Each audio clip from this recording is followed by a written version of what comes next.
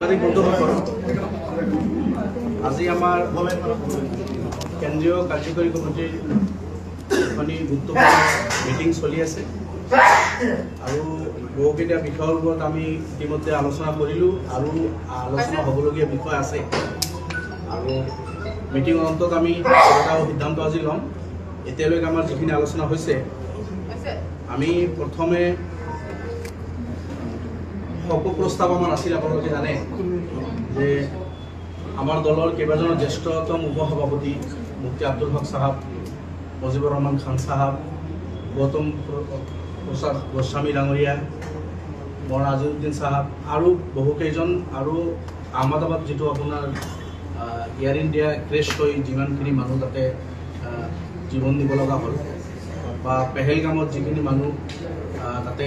আততায়ীৰ হাতত তেখেতসকলে শ্বহীদ হল,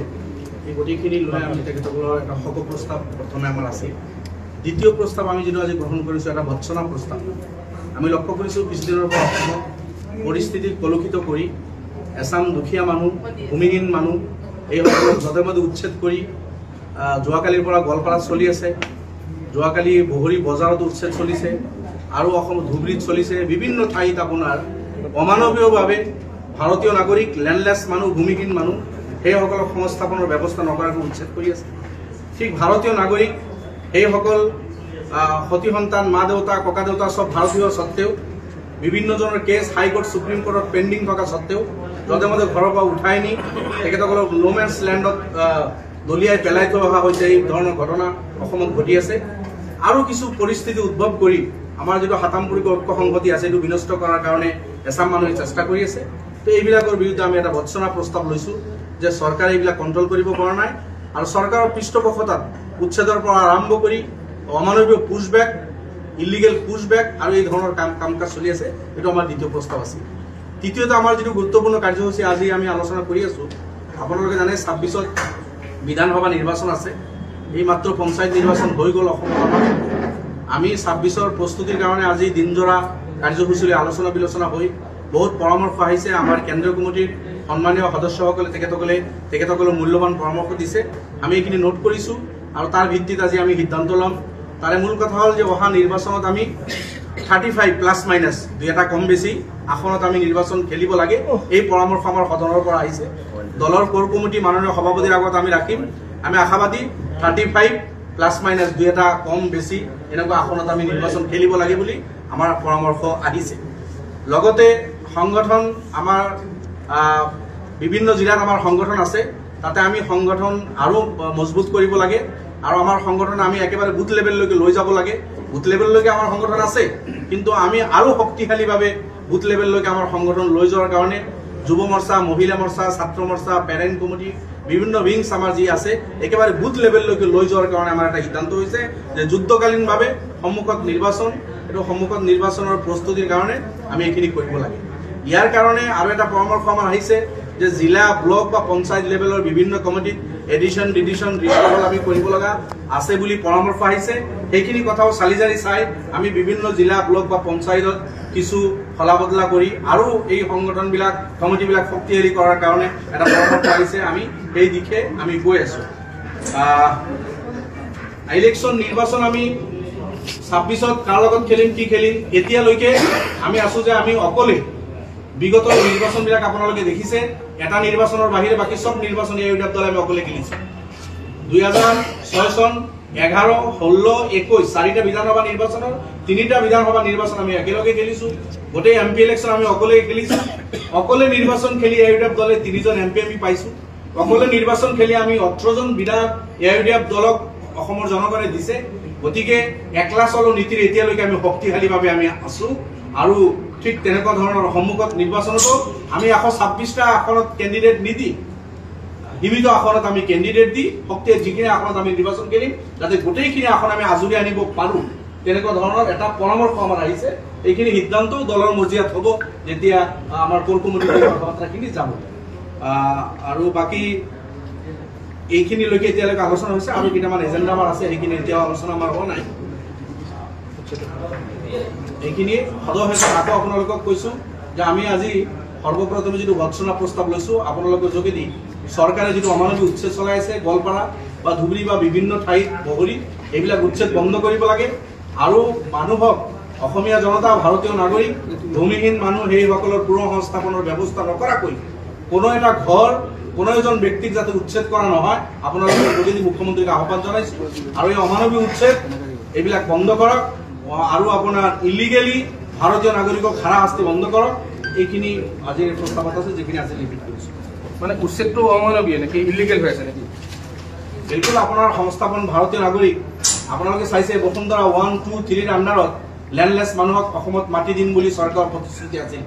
ভূমিহীন মানুহক কিছু সংখ্যক মানুহক মাটি দিছে আমি ভাল পাইছো যিসকলক মাটি দিছে বসুন্ধৰা 1, 2, 3 ৰ আণ্ডাৰত আমি ভাল পাইছো কিন্তু আনফালে দি এটা জনগোষ্ঠী টাৰ্গেট কৰি সেইসকলক মাটি দিয়া হোৱা নাই সেইসকল সমানে ভাৰতীয় সমানে অসমীয়া কিন্তু ভূমিহীন হোৱা সত্ত্বেও সেইসকলক মাটি নিদি সংস্থাপনৰ কোনো ব্যৱস্থা নকৰি তেখেতসকলে মূৰৰ ঘাম ভৰিত পেলাই নিজৰ আৰ্জিত পইচাৰে নিজৰ ঘৰ বা পজাটো সাজিছে এইটো ৰাতাৰাতিৰ ভিতৰত গৈ তেখেতসকলে চৰকাৰে ভাঙি দি আছে এইটো আপুনি অমানৱীয় নকয় কি কৰিব বৃদ্ধ মানুহ আছে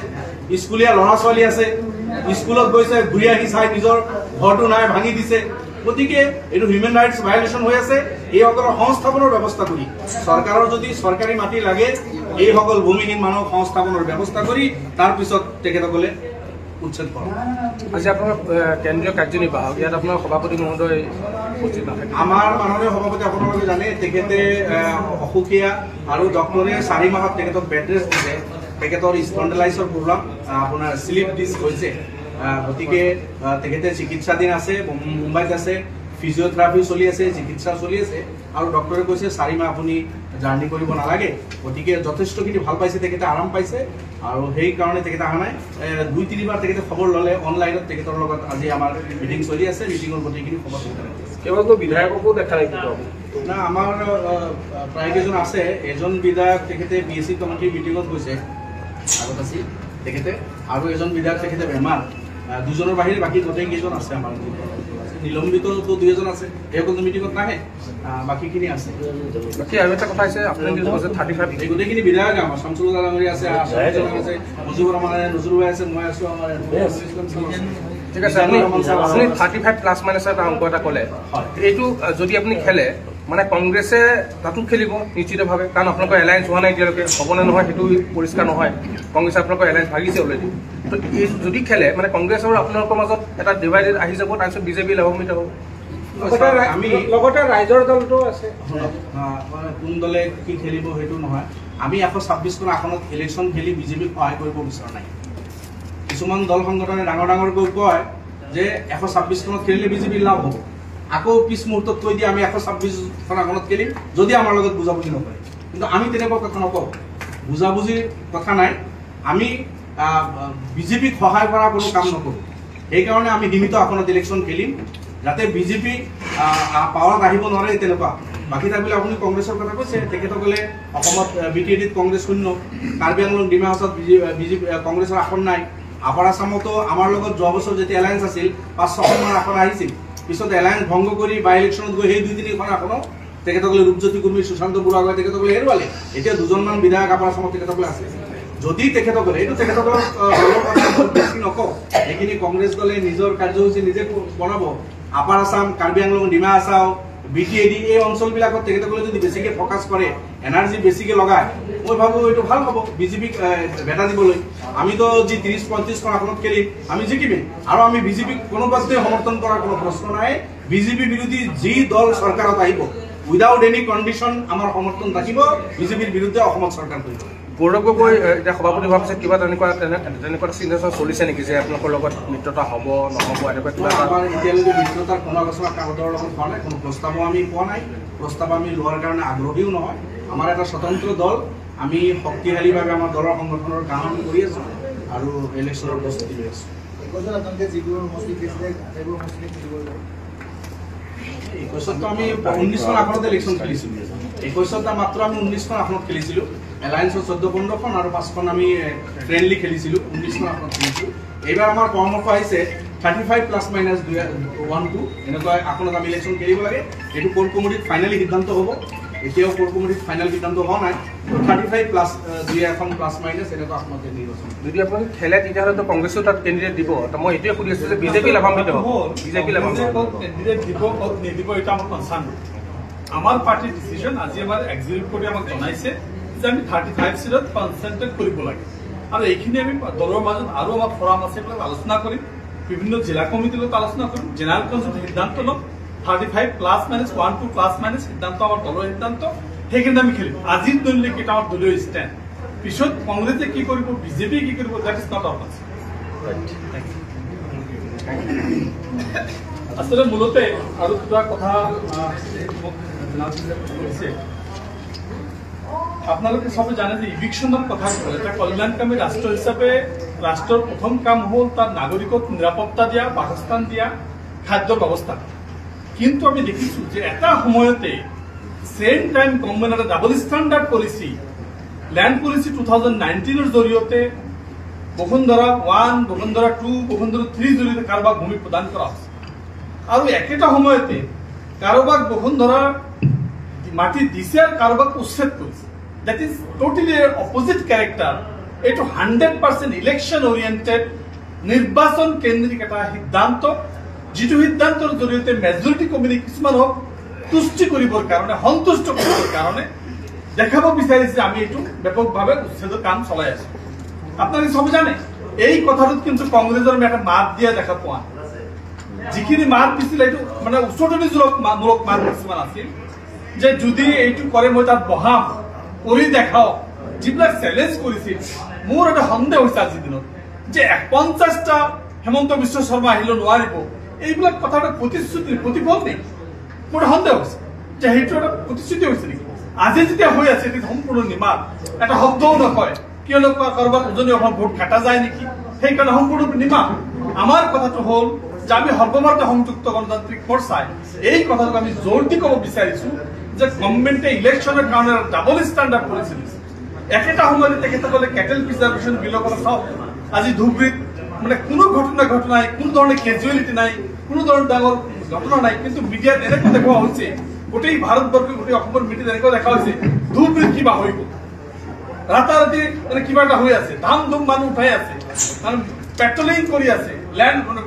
ফ্লেগ মাৰ্চ কৰি আছে যিবিলাক দেখাই আছে দ্যাট মিনছ এনেকুৱা এটা দেখুওৱা হৈ আছে যে সাম্প্ৰদায়িক শক্তিক ধুবুৰীৰ মানুহখিনি চাপত ৰাখিছে অহা ঈদলৈ গৈ থাকিম দেখিলেই গুলি নিৰ্দেশ দিয়া দ্যাট ইজ সম্পূৰ্ণ পলিটিকেল ষ্ট্ৰেটেজি আৰু এই বস্তুটো উজনি অসমৰ আৰু আমাৰ যিখিনি মূল সুঁতিৰ মানুহ তেখেতক দেখাব বিচাৰিছে বংগীয় মূলৰ মানুহক আমি চাপত ৰাখিছো তেখেতসকলক আমি মূৰ দাঙি থিয় দিব দিয়া নাই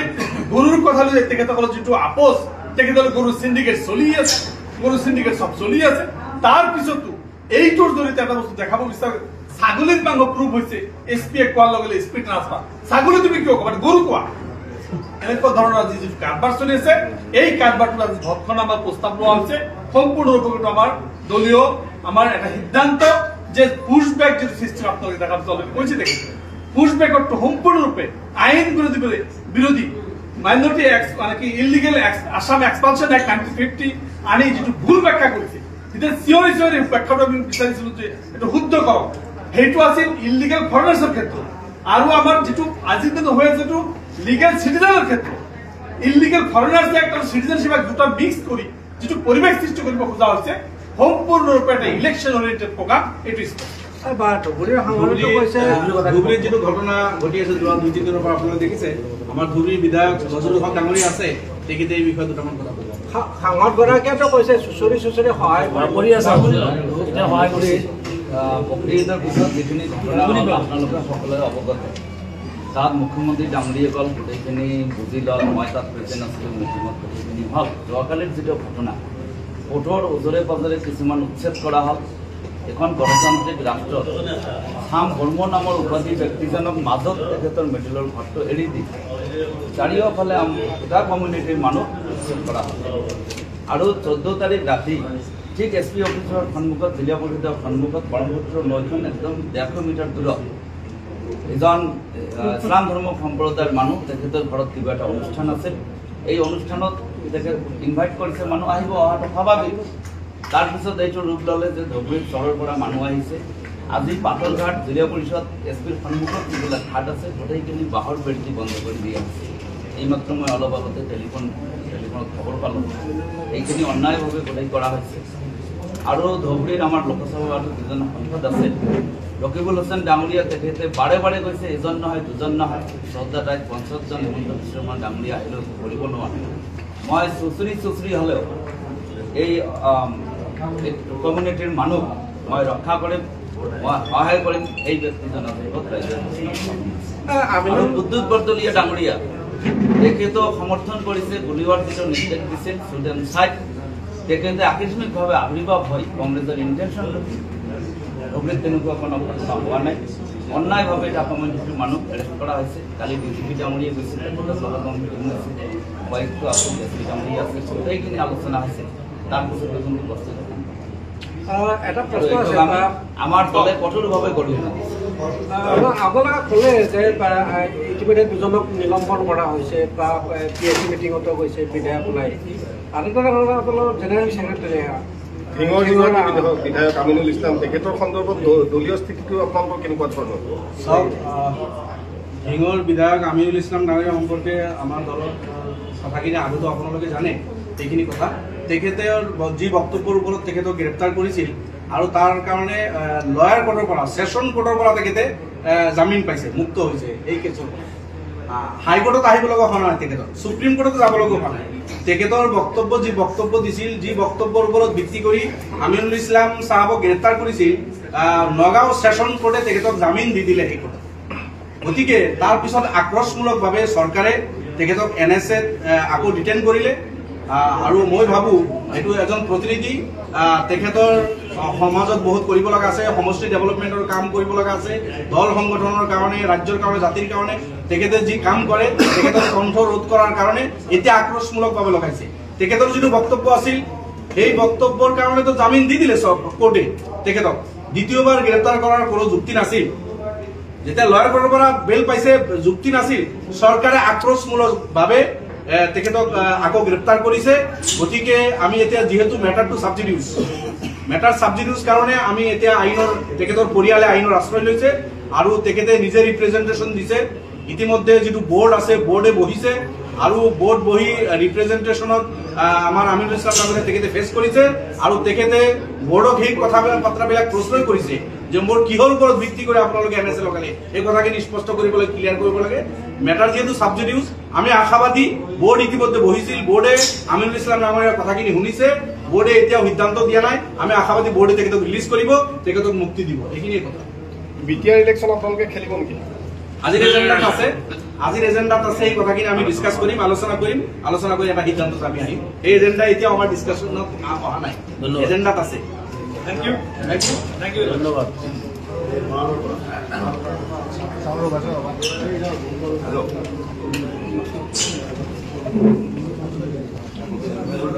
এইফালে অলপমান ঘূৰাই দিওঁ।